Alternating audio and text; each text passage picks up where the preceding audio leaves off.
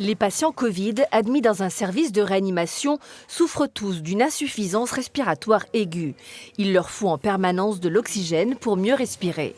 Les cas les plus graves sont anesthésiés et intubés pour forcer mécaniquement la respiration. Au CHU de Poitiers, le service de réanimation utilise depuis longtemps une autre technique, l'oxygène à haut débit. C'est cette colonne qui est reliée à l'oxygène et à l'air par des prises murales, et donc qui délivre un gaz qui passe dans ce système, qui est humidifié et réchauffé, afin de délivrer un gaz bien réchauffé à 37 degrés.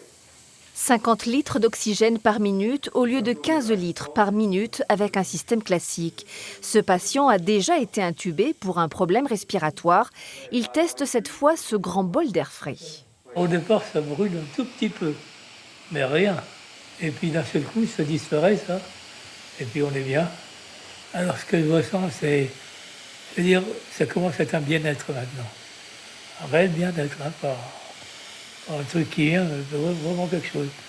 Et c'est impressionnant même.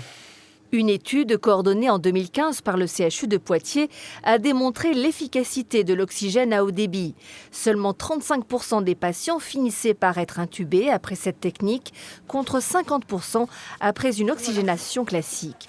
En 2020, avec le virus du Covid, quelques doutes ont surgi. Les gens avaient un petit peu peur au début, en mars 2020, comme il y a des très hauts débits qui arrivent dans le nez du patient, que ça puisse contaminer beaucoup, augmenter la dispersion du virus et favoriser les contaminations. Aujourd'hui, ces craintes ont disparu et tous les hôpitaux utilisent désormais l'oxygène à haut débit.